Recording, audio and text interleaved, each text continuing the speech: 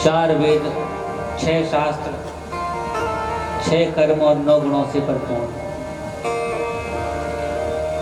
सुदामा जी महाराज के माता पिता के बारे में तो कोई लेख मिला नहीं है, लेकिन एक संत एक दिन बता रहे थे, तो उनकी कही हुई वाणी को मैं आपको बता सकता हूँ कि वो किसके पुत्र थे। बाकी किसी ग्रंथ में उनके माता पिता कौन थे इसके बारे में कोई भी कथा नहीं मिलती।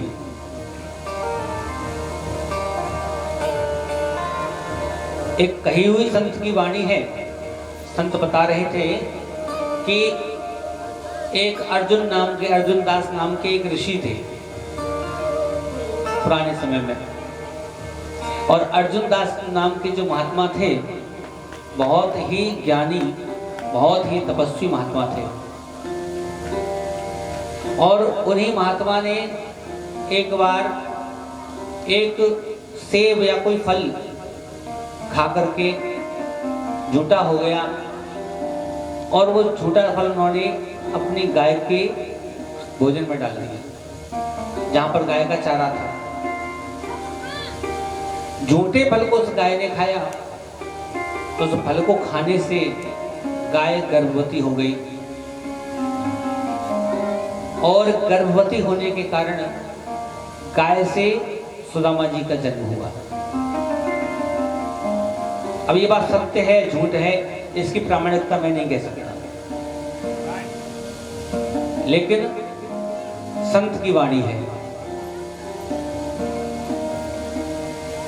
इनकी जो मां है गाय, उस गाय का नाम है सुधा। ये अपनी उस गाय को, सुधा को जब नाम लेते थे तो कहते थे सुधा मां। गाय को सुदामा बोलते हुए इनका खुद का नाम सुदामा पड़ गया। कोई भी बच्चा किसी बात को जब बार बार रिपीट करता है तो बड़े बड़े जो लोग होते हैं वो ज्यादातर उसका वही नाम रख देते हैं, है ना। जब बच्चा छोटा बार बार किसी शब्द को बोलता है तो कुछ लोग उसको वही नाम दे देते हैं। तो दिन भर सुदामा सुदामा सुदामा करने से इनका नाम सुदामा हो गया। सुदामा जी महाराज भिक्षा करे भोजन करें, जपे ही हरि नाम। भिक्षा करके भोजन करते हैं, लेकिन इनका नियम है केवल और केवल 5 घरों से भिक्षा मांगते हैं। 5 घरों में से कुछ मिल जाए तो ठीक, और ना मिले तो उपवास कर लेते हैं, लेकिन 6वें घर तक नहीं पहुंचते। ताकि घरनी पतिव्रता गहे वेद की रीत, सुरुचि सुबास सुलज अति पति सेवा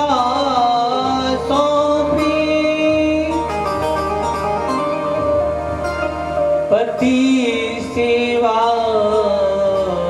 सौंपी।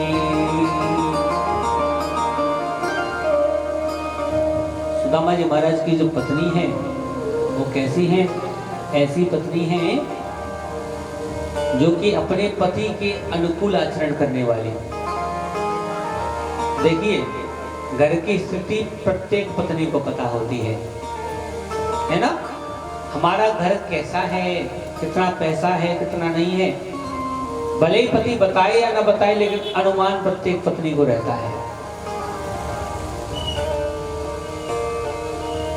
धर्म पत्नी उसे कहते हैं जो अपने धर्म पर है, जो अपने धर्म को जानती है, जो अपने पति के साथ धर्म में तैयार खड़ी है। हमारे शास्त्रों में कहीं पर भी अधर्म पत्नी नहीं लिखा, हर स्थान पर धर्म पत्नी लिखा है, क्योंकि धर्म पत्नी का अर्थ है पति के साथ धर्म में जो बराबर तैयार है। जो अपने धर्म पर है। और ऐसी धर्म पत्नी है श्री सुदामा जी महाराज की सुशीला।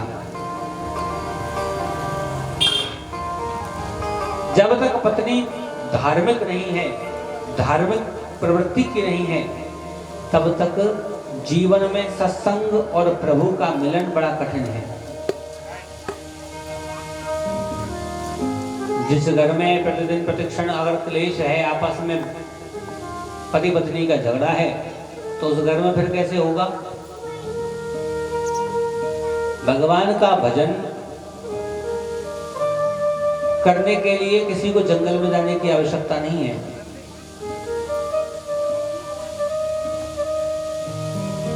वो घर में भी हो सकता है, और अगर देखा जाए तो दोनों स्थितियों में हो सकता है। पत्नी अगर धार्मिक है तो भी भगवान का भजन हो सकता है, और अगर पत्नी धार्मिक नहीं है तो भी भगवान का भजन हो सकता है। माताया ग्रहे नास्ति भार्या चा प्रियवादिनी अरण्यं तेन गन्तव्यं यथारण्यं तथा गृहम् यथारण्यं तथा गृहम् यथारण्यं तथा गृहम्। जब व्यक्ति की मां परम गति को प्राप्त हो जाए, है ना, मां जिसके घर में नहीं है,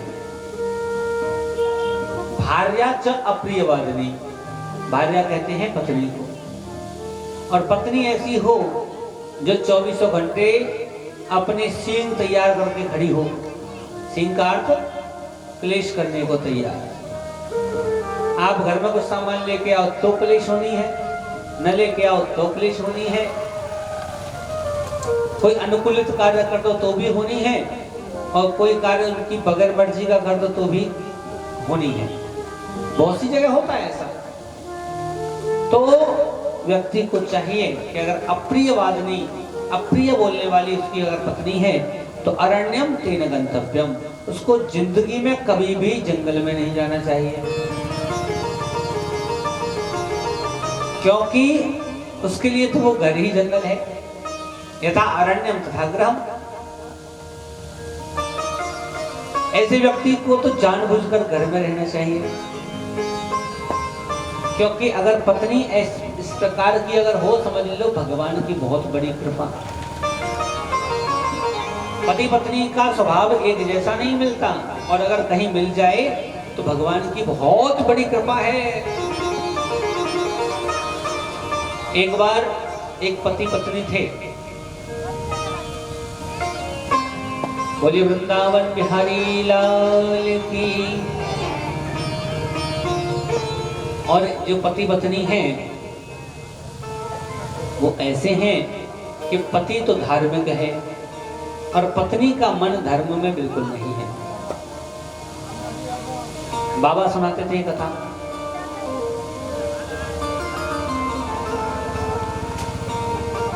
पत्नी बिल्कुल भी धार्मिक नहीं और पति धार्मिक है।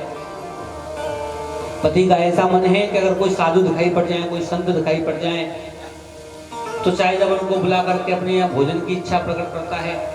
और पत्नी ऐसी है कि अगर साधुओं को, संतों को देख भी ले तो देखते ही वो गालियां देना प्रारंभ कर देती है कि ये और आ गए, अब इनके लिए ठिप ठिप के खिलाओ। एक बात समझने की है कि आजकल की माता बहन हो चाहे पुरुष हो, कभी भी व्यक्ति किसी कार्य को करते हुए नहीं थकता। काम को करने से व्यक्ति कभी नहीं थकता,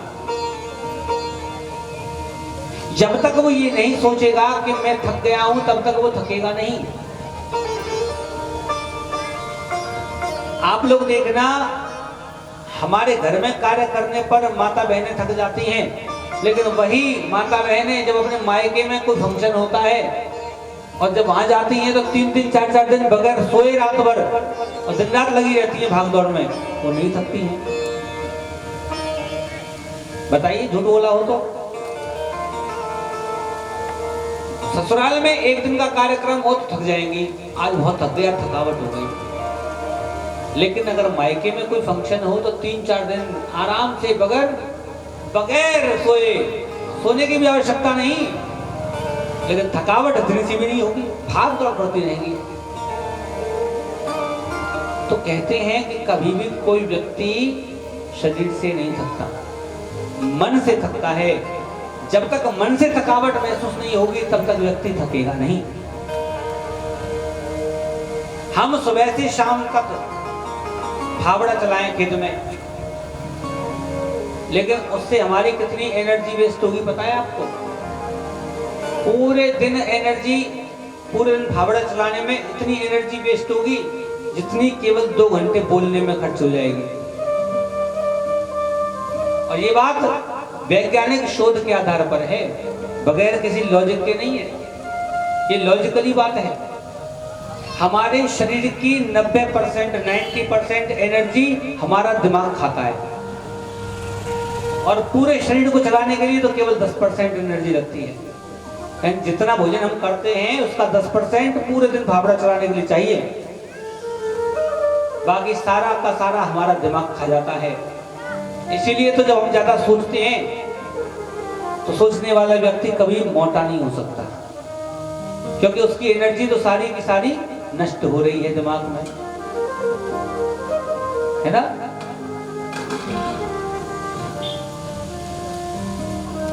महाराज, और सोचना तो उसको होता है जिसके ऊपर जिम्मेदारी होती है। महाराज, पति और पत्नी, तो पति ऐसा है जो कि बहुत धार्मिक है, और पत्नी ऐसी है जिसका मन बिल्कुल भी धर्म में नहीं है। एक बार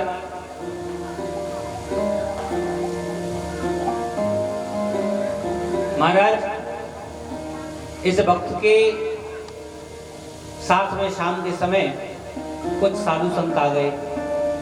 भक्त ने निवेदन किया, देवी आज मेरे साथ में 4 साधु आए हैं, तुम उनके लिए भोजन बना देना।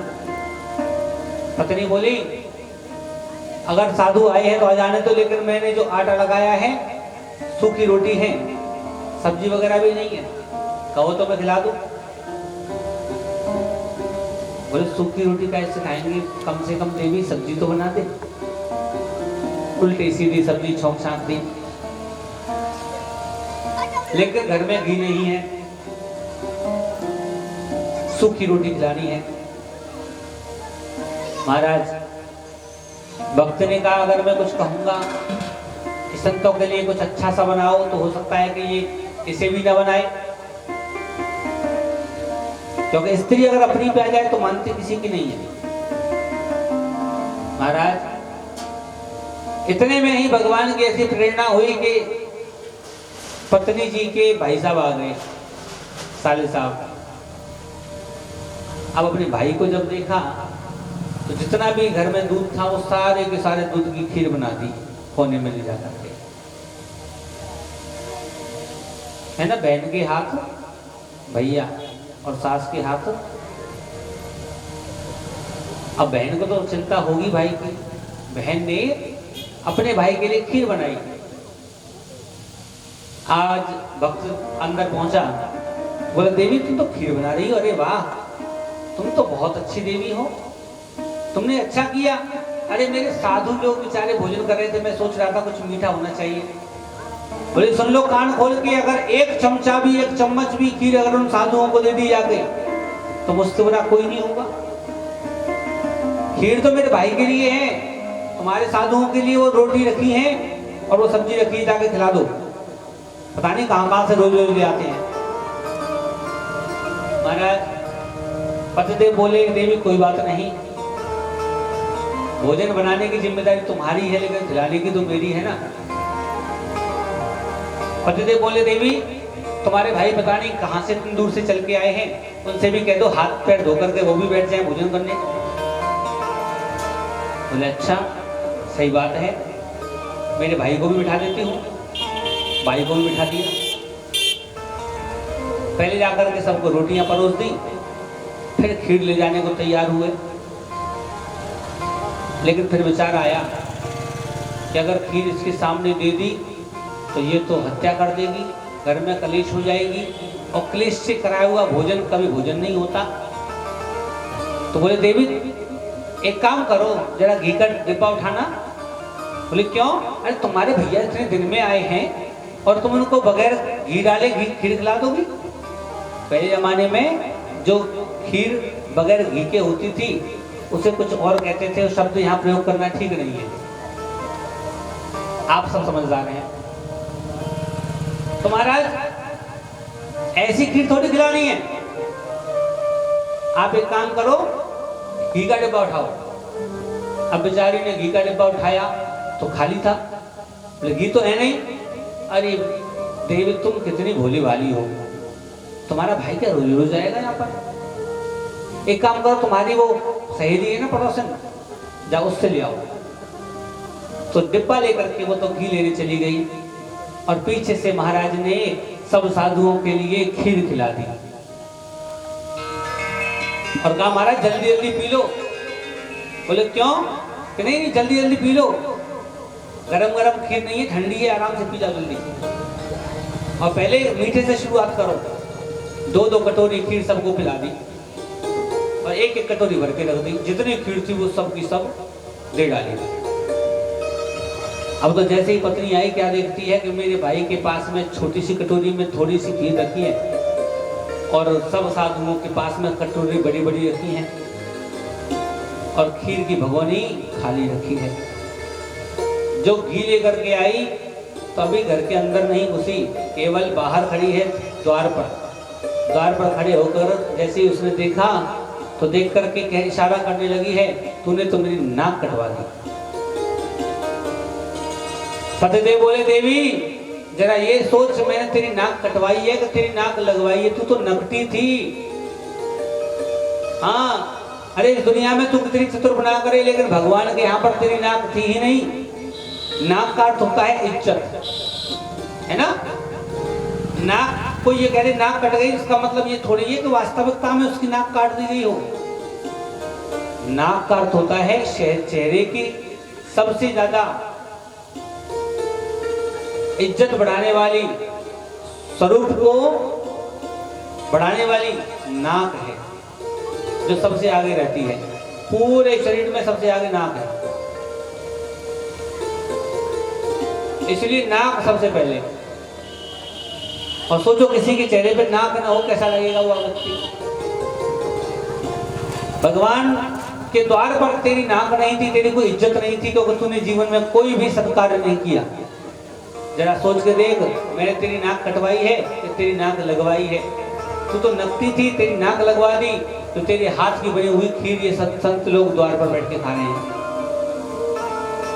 माने अपने लिए परिवार के लिए दुनिया करती है, लेकिन जिस तरीके से हमारा स्वागत सत्कार और लोग रिश्तेदार नातेदार करते हैं उस तरीके से ही हमें उनका, संतों का, अभ्यागतों का स्वागत करना चाहिए।